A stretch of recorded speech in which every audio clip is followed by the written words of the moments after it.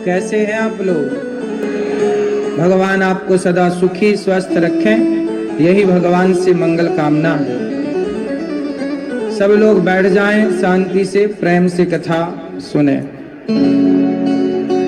2024 जा रहा है और 2025 आ रहा है, तो आप सभी 2024 की विदाई भगवान की कथा से कर रहे हैं और 2025 की शुरुआत भी भगवान के कीर्तन भगवान की कथा से ही कीजिएगा।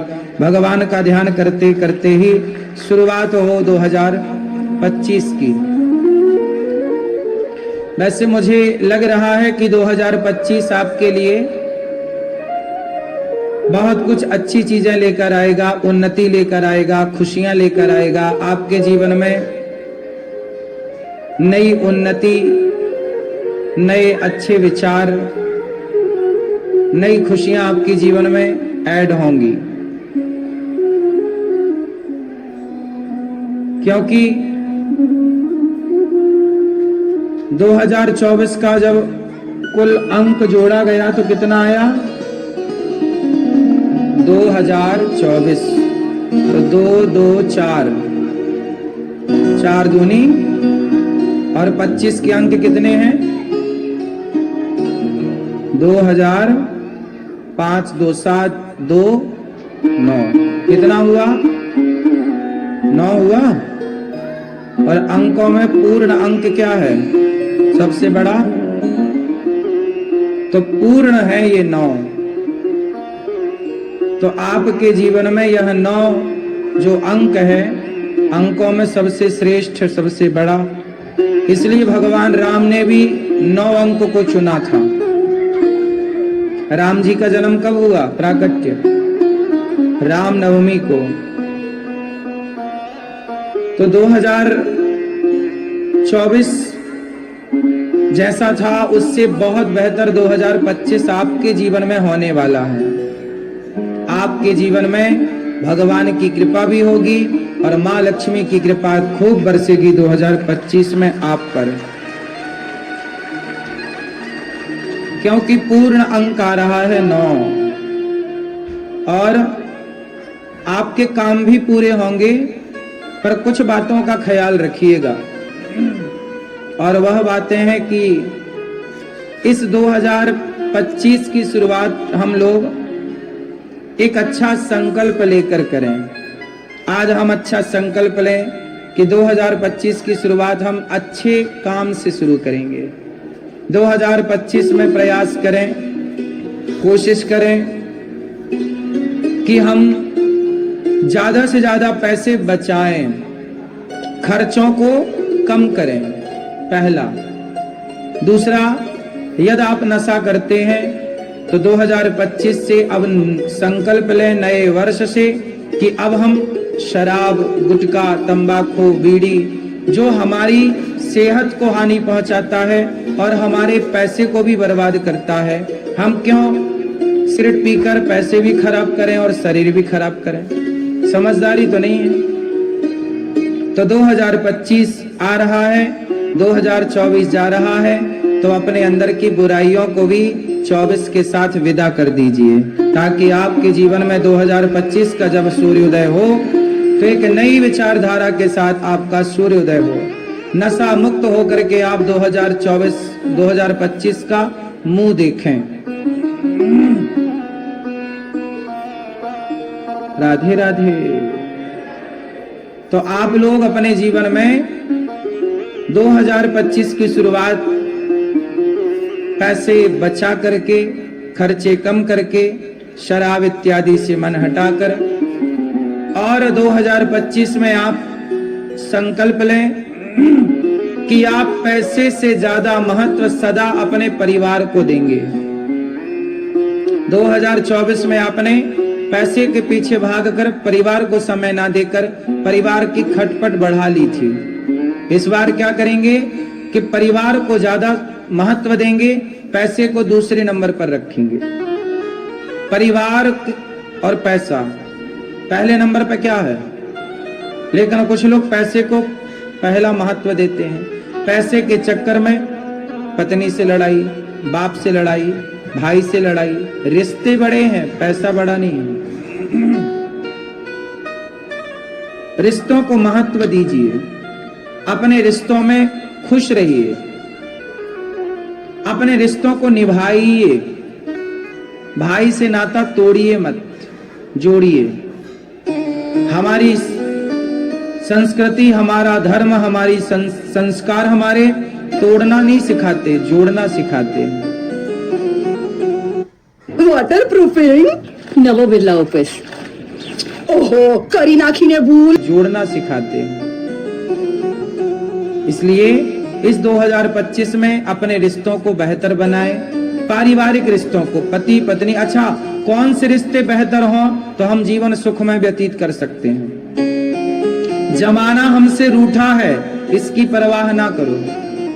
बस हमारे माता, हमारे पिता, पत्नी, पति, परिवार, भाई है, भौजाई है, छोटा भाई है, बड़ा भाई है। यदि हमारे माता पिता हमसे खुश हैं, बच्चे और पत्नी और पति खुश है, तो फिर औरों की हमें परवाह करने की आवश्यकता। हमारा पड़ोसी हमसे रूठा है, रूठा रहे। जमाना हमसे रूठा है, रूठा रहे। सबको आप खुश भी तो नहीं कर पाओगे।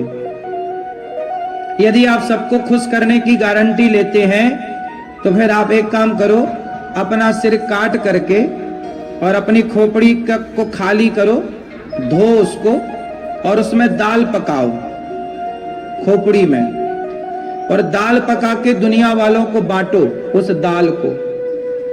तो लोग उस दाल को खा करके भी थोड़ा ना कुछ कुछ कह ही देंगे कि ठीक नहीं बनी, जबकि बनी आपकी खोपड़ी में है। फिर भी वो कह देंगे कि इसमें स्वाद कम है। कुल मिला के इस पूरे बात का अर्थ यह है कि दुनिया के लिए आप सिर कटा देंगे तो भी दुनिया वालों को आप खुश नहीं कर पाएंगे, ये तात्पर्य है।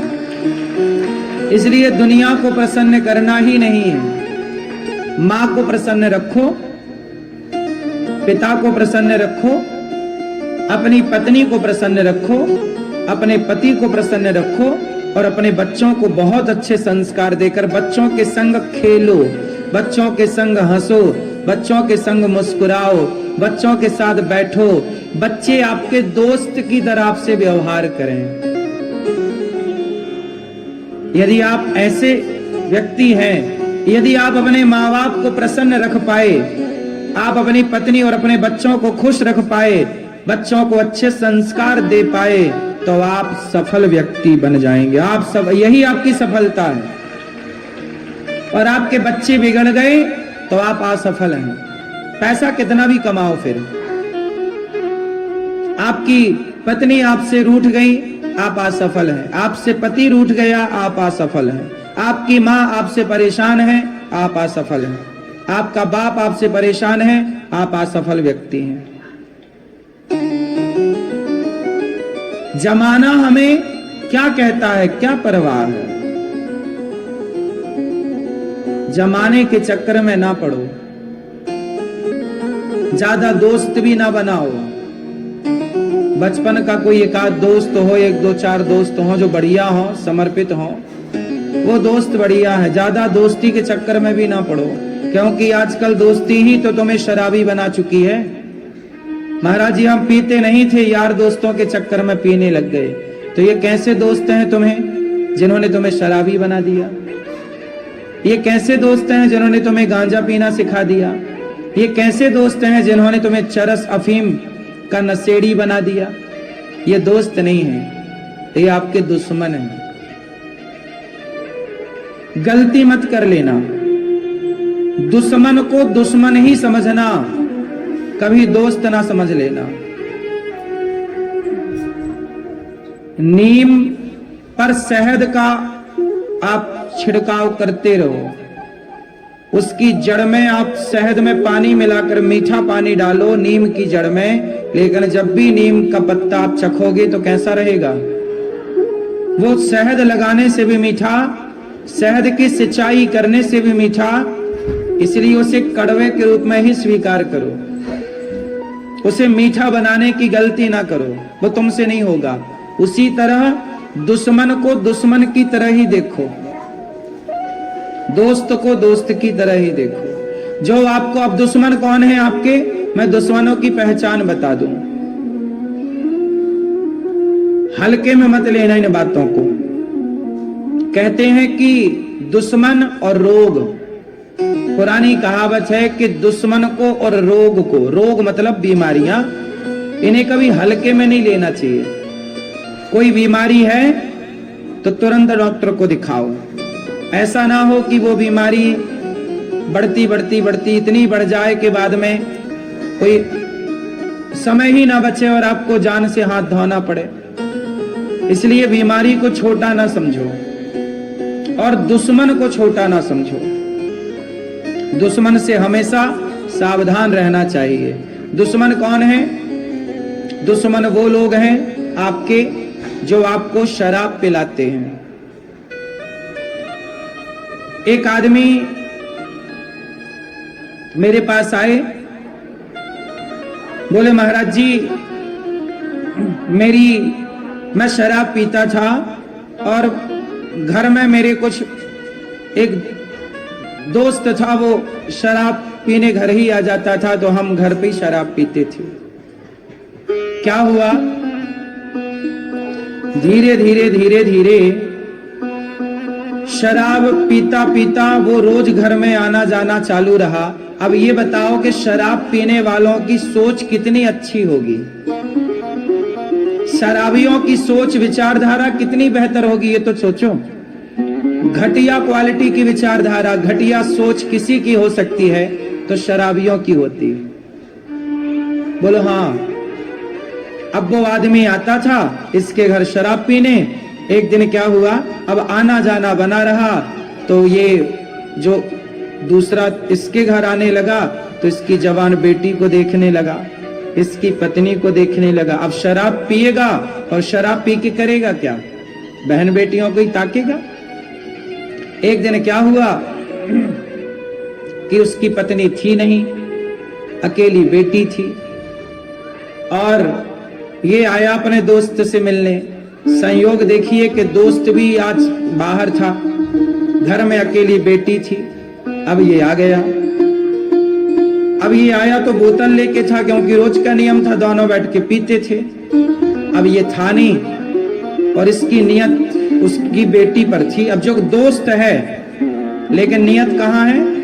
बहन बेटियों पर। उसने शराब का नशा तो पहले कर ही रखा था, वो बेटी को पकड़ लिया जबरदस्ती, उसने छेड़ने लग गया, उसे परेशान करने लग गया। जैसे तैसे उसने आवाज लगाई, चिल्लाया तो कुछ लोग आए। जब आए तो घर में घुस के वो उसके कपड़े उतार रहा था जबरदस्ती, उसके साथ दुराचार करने की कोशिश कर रहा था। पड़ोसी आए, पुलिस को बुलाया गया, उसे अंदर किया। बाप आया तो बेटी ने अपने बाप से सवाल किया कि पिताजी आपका मन ना भरा हो तो और 2-4 दोस्तों को बुलाओ, मैं खड़ी हूं, मुझे लुटवा दो। अब तुम्हारी शराब ने ही तो तुम्हारी बेटी की इज्जत उतरवाई, और पियो घर में बिठा के, और बुलाओ ऐसे 2 कौड़ी के लोगों को घर में। सबको घर में भी नहीं बुलाना चाहिए, विशेषकर शराबियों को तो बिल्कुल एंट्री मत दो। जैसे लोग लिखवाते हैं ना, कुत्तों से सावधान घर के द्वार पर, ऐसे लिखवाओ, शराबी इस तरफ देखे भी ना, नहीं तुम्हारी आंखें फोड़ देंगे। शराबी,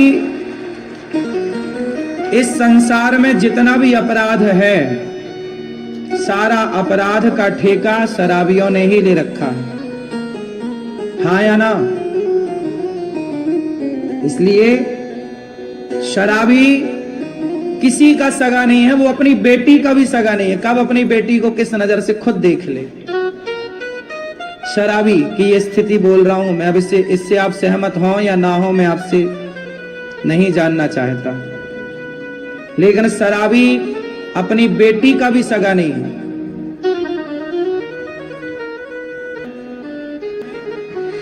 सबसे बड़ा दुश्मन कौन है? जो आपको शराब पिलाते हैं, वो आपके दुश्मन है। नशा कोई भी हो, गांजा, नशा, चरस, अफीम, ये सारी गंदगी है। तो आपका दुश्मन कौन है? जो आपको शराब पिलाता है वो आपका दुश्मन है, पहला दुश्मन। दूसरा दुश्मन जो आपके मनोबल को तोड़ता हो। जैसे आपने कहा यार मैं बिजनेस कर लूं, तो आपका कोई दोस्त था, अरे यार तेरे से नहीं हो पाएगा, तू नहीं कर पाएगा। जो आपसे ये कहते हैं कि तू नहीं कर पाएगा, ये आपके दुश्मन हैं। ये आपको आगे नहीं बढ़ने देना चाहते। जो व्यक्ति आपके भीतर ये भावना भरे कि आप नहीं कर पाओगे, और सुनो, जब सब लोग ये कहते हैं ना तुम नहीं कर पाओगे, तो सचमुच आप नहीं कर पाते। और जब आपको प्रोत्साहन मिलता है कि यार तुम करो, कोशिश कर पाओगे, कर पाओगे, तो कर पाओगे, तो सब हो जाएगा। एक पीछे से सपोर्ट करने वाला कोई हो, ये कहने वाला कि तू कर, मैं हूं। हमें इन लोगों की जरूरत है जो ये कहें कि तुम करो, हम तुम्हारे। हमें उन लोगों की बिल्कुल आवश्यकता नहीं है जो ये कहें कि ये काम तुमसे नहीं होगा। काहे नहीं होगा? कौन सा काम है जो हमसे नहीं हो सकता बताओ? कौन सा काम है जो हम नहीं कर सकते बताओ? चंद्रमा तक हम पहुंच गए और तुम बात कर रहे हो कि ये काम नहीं होगा। करने से क्या नहीं होता? फिर ना करने वाला सिवाय खटिया तोड़ने को कुछ नहीं कर रहा है, और करने वाला हर अच्छा काम कर रहा है। तो ऐसे लोगों से बचो, ये आपके दुश्मन हैं जो आपको, चाहे वो आपके गली का नुक्कड़ का कोई व्यक्ति हो, गांव का हो, मोहल्ले हो, या फिर कोई रिश्तेदार हो, जो कहे कि ये नहीं कर पाएगा, वो नहीं। ऐसे लोगों से सलाह भी नहीं लेना चाहिए ज्यादा। सलाह हमें उनसे लेना चाहिए जो पॉजिटिविटी से भरे हों, सकारात्मकता से भरे हों। सदा हमें पॉजिटिव बात करनी। कुछ लोगों का नजरिया होता है नेगेटिव। कुछ लोगों से कुछ भी पूछो पर नहीं नहीं ना, उनके मुंह से केवल ना शब्द निकलता है। ना क्या निकलता है? ना। ना बोलने वालों से दूर रहो। ये लोग आपके स्वास्थ्य के लिए ठीक नहीं, आपके जीवन के लिए अच्छे नहीं। हमेशा उनके साथ रहो जो आपको मोटिवेट करें कि तुम करो, तुमसे हो जाएगा। तुम बिजनेस करो, छोटे से करो, हो जाएगा। तुम में काबिलियत है, तुम में क्षमता है, कर लोगे तुम।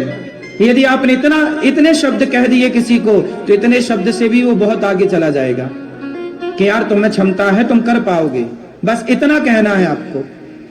यदि हर गांव के सभी लोग, परिवार के सभी लोग किसी बच्चे को कह देना कि यार तुम में क्षमता है, काबिलियत है, तुम कर पाओगे, करो, कर पाओगे ना, तो वो कर लेता है। और सब लोग कहेंगे तुमसे नहीं होगा, तो वो नहीं ही करेगा फिर।